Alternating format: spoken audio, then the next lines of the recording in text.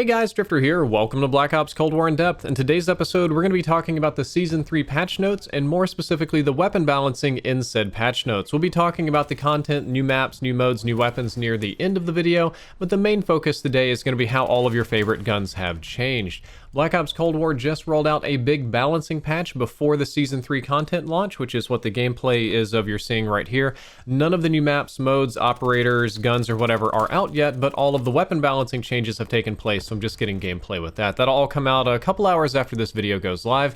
And of course, this evening, a new battle pass comes out, so if you'd like to support me, you can use creator code DRIFTOR, that's DRIFT0, like on the number pad, like the number 0, or I'm not maybe saying it wrong, and it all has to be capital letters. I don't know why lowercase Driftor won't work and Drifter with a regular letter O won't work. Kind of hard to spell, kind of hard to type in, but I hope that some of you support me. It does make this video sponsored by Activision. So we're going to start off talking about submachine guns today. The SMG sprinting speed has been slightly reduced so that pistols are now the fastest sprinting guns. It used to be that SMGs would actually be the fastest moving things on the map because they had a 100% move speed or 99%, then you could put attachments on there to make it even faster. However, they wanted to reduce that down a little bit and set it kind of between pistols and assault rifles, like a machine pistol or submachine gun should be, so that now when you pull out your secondary weapon or your pistol, that is the fastest moving thing in the game. However, you can make your SMG as fast as a pistol, but not faster, by using the sprint speed boosting attachments. So if you really like that fast run speed with the SMG, you can still do that, you just have to kit for it. The Aug Tactical Rifle got almost a whole rework and maybe even a buff depending on how you want to use it. This was one of the more bizarre things in the patch for me. But the Aug changes are as follows. Maximum damage range was reduced very significantly, down from 30 meters to 19 meters. That is about a 30-something% reduction, maybe about a 35-36% reduction, which means it's going to be a lot less oppressive at long ranges, at least for body shots. And the burst fire delay got 1 additional frame, so it's a slightly less spammy, but if I had to guess, I would guess a lot of you really wouldn't notice that. Damage, the base damage for body shots has increased from 51 to 52. I don't know exactly why that's important, but probably because of this multiplier. The headshot multiplier has been increased on the AUG from 1.25x to 1.4x, and the important thing about this is that it means that it will always kill with 1 burst to the head if you land all 3 shots. So no matter how far away the enemy is, if you land all 3 shots to the head and they don't have armor, they will always go down. So as far as I'm concerned, that's a buff, because previously it wouldn't do that at extreme ranges, and now it will. However, the odds of you hitting all 3 bursts to the head at said ranges, given that the gun shakes a lot and you can't mount it or anything, is incredibly low. The AUG also got minor nerfs to the damage and range on the Task Force barrel to make that one a little bit less ridiculous, but now you kind of don't need that now that the headshot damage has been changed. I don't think a lot of people are going to be gravitating toward the Task Force barrel. So as of right now, the AUG has less range and is a little bit slower in the rate of fire department, but it has far better headshot consistency. I don't quite know if this is a nerf or a buff. I'll just call it a rework, but personally, given the fact that there's a lot of small maps in the game, I'm going to say that it's definitely a buff for the small maps because now headshots are going to be pretty ludicrous. The next rifle, but not tactical rifle that got changes, was the FFAR. The Task Force barrel on this weapon now kicks 10% less, so it is a more viable choice. There were a couple of different extended mags that would bring up your magazine count to 34. Those have been increased up to 38, and we got magazine handling buffs on all of those as well that make the reload slightly faster. I think it was 5% faster. Aim down sights penalty on these was reduced, so therefore you do aim down sights faster than before when you were running extended mags, and overall makes them handle a little bit better, kind of keeping you in the fight instead of just shredding through all of your ammo super quickly. I think that's a step in the right direction for the FFAR and maybe a monster in Warzone, but it's not super great in Cold War. The Krig 6 got some changes, but almost kind of sort of reverted it back to the old Krig 6. Its base damage got slightly reduced, down from 35 to 33. However, the headshot multiplier was increased from 1.25x up to 1.4x, which is a little bit more standard for assault rifles. I think that this change makes sense for the Krig 6 since it was a very precise kind of weapon. It was one with very predictable recoil, and the goal behind even my in-depth builds was for headshots. So I think it makes it a less rewarding weapon for body shots, albeit slightly. I don't think it even changes the shots to kill, but a more rewarding weapon for headshots. So getting headshots is very, very nice on the Krig 6 now, and it fits the playstyle of that weapon splendidly. It just kind of, you have a precision weapon, you might as well be shooting people in the head. All of the assault rifles got some changes to their barrels. They added ADS move speed, which is aiming down sight, strafing, effectively corner peeking, to the ultralight barrels, Contour M2, and the CMV mil-spec barrels, so that you have a few more options for faster moving assault rifles should you choose to kit them that way.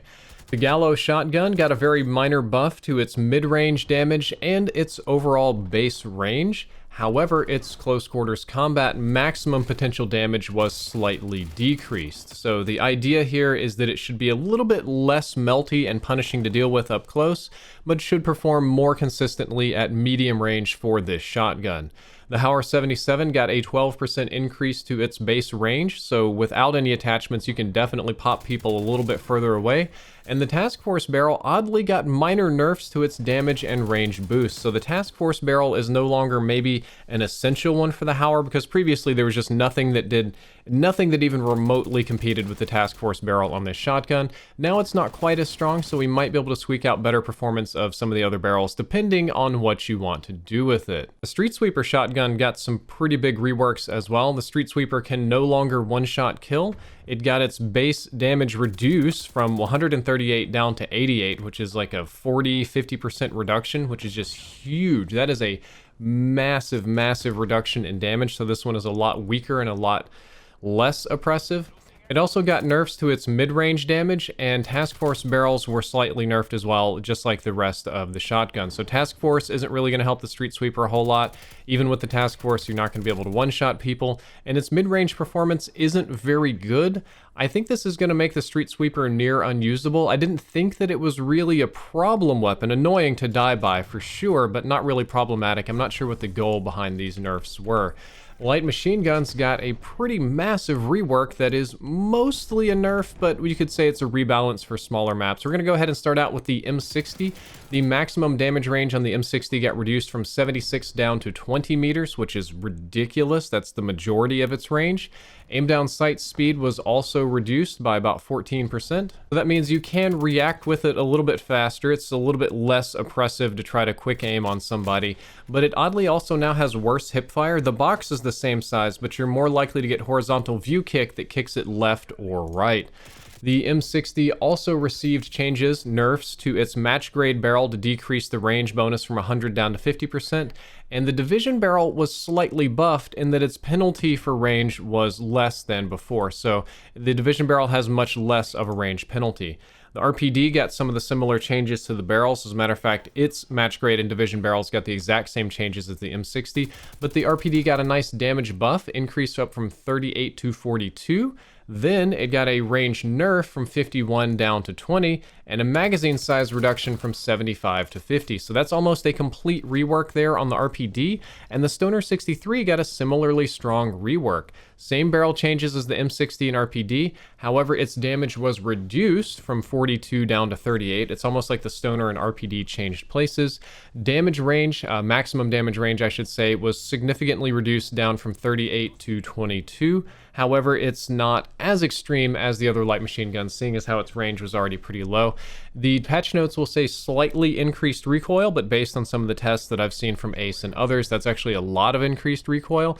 And it has reduced aim down sight speed, so you can be a little bit snappier with this one, kind of like a lot of the other light machine guns, but it's not going to be as powerful as before. I think the most significant change to the Stoner is going to be that recoil reduction. I think it's going to be a lot harder to treat this like a laser beam, which is one of the big problems that I had with the weapon in multiplayer, is that it was very, very hard to challenge somebody that was in a good position with this weapon, because you could just infinitely laser them down. Overall, I think that these changes are supposed to make the LMGs harder to dominate with on combined arms, because I could use the M60 effectively like a sniper rifle, and now probably not so much while at the same time making them a little bit more viable for the super small maps because their handling speeds were kind of miserable. Hopefully, this light machine gun rework is effective and it's not as crazy on combined arms or little maps. I think it's an overall good start on the weapon balancing. I'm pretty happy with a lot of this, but I think that the AUG changes were kind of pointless. The AUG's range wasn't really its problem. The problem with the AUG is that it shot so fast and dealt so much damage, it would just kill people almost instantly. I think I called it the 4-frame killer at one point. Or no, that was the M16. It is a very strong weapon because of the amount of damage you can put out in one burst, and that really hasn't changed much, so I don't know why. At the end of this video, let's talk a little bit about new content. Some of this is still under NDA for me, so I have to be a little bit careful about what I'm talking about and not reveal anything early, like I accidentally did today on Twitter, tweeting out the nuke event earlier than I should have and making some people very, very angry at me. So I'm going to try to stick to only publicly released information. All of this will be live a couple hours after this video comes out. There are 6 new weapons coming in the upcoming season. Number 1 is a ballistic knife, which is awesome. As long as it can stab people quickly and as long as the shot is like a pocket tomahawk that one shot kills, that's going to be super fun for me. I also think it could be super fun for Warzone, and I cannot wait to use it in that mode. I'm just dreaming of ballistic knife in Warzone right now. The Swiss K sniper rifle is coming. This one is supposed to be, well, that's actually under NDA, but there is a new sniper rifle coming both to Warzone and to Black Ops Cold War that I personally can't wait to use for reasons that I can't tell you about. The classic PPSH Russian World War II submachine gun is coming back. It is going to be a bullet hose, a high damage dealer for sure.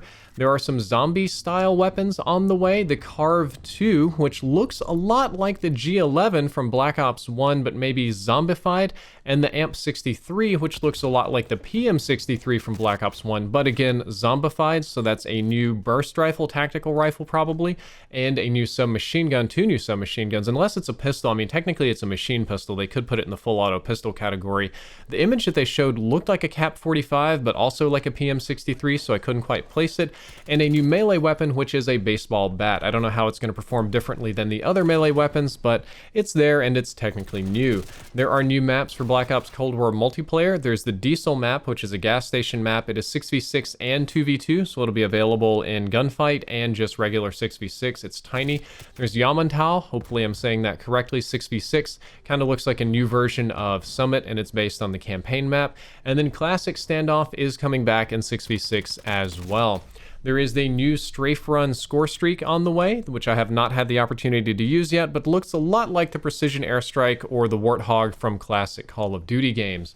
A couple of new modes coming. You have multi-team elimination coming to Fireteam Dirty Bomb, which is, I think it's almost like Resurgence. It's like limited respawns kind of thing. It seems like they're kind of inching their way toward Battle Royale on this one, last team standing, but I don't know exactly how it's going to work. I think that Treyarch is like itching to make a Battle Royale, but they can't because they can't compete with Warzone right now. And the mode that I'm really excited about is Sticks and Stones. So that is going to be tomahawks and crossbows, and that is one of my most favoritist modes ever. I have a lot of fun with these stupid throwing weapons. I miss playing wager matches for that. The Duga multi-team map is now going to be available for regular multi-team and zombies, with loads of new zombie stuff coming that I don't understand. New perks, new upgrades, new outbreak regions, new quests, new guides, new so many little items and trinkets that I don't get, but I'm sure the zombies community will. Of course, there's going to be a ton of new operators. Wraith is the front of everything right now. They're all kind of like 80s edgy themed. They're like 80s cyberpunk villains or Mad Max villains, which I think is kind of fun. It's a nice change to the aesthetic. Activision is going to be adding over a dozen retro games to the arcade. There's just going to be tons and tons and tons and tons and tons of like arcade games being added. It's what do we have? Barnstorming, Boxing, Chopper Command, Enduro, Fishing Derby, Grand Prix, Kaboom, Pitfall, Pitfall 2, and River Raid. So I guess it's not over a dozen. I'm going to go ahead and change that text while I am doing this to about half a dozen. Yay, we did an editing live in the episode. Fun how that works. And then of course at the end there are countless little bug fixes and stability improvements that hopefully will increase our quality of life playing the game. Well guys, that's all for this video. I hope that you enjoyed it. I hope that you learned something useful. If you did, don't forget to like, favorite, and subscribe, and you can support me using the creator code. Drifter out.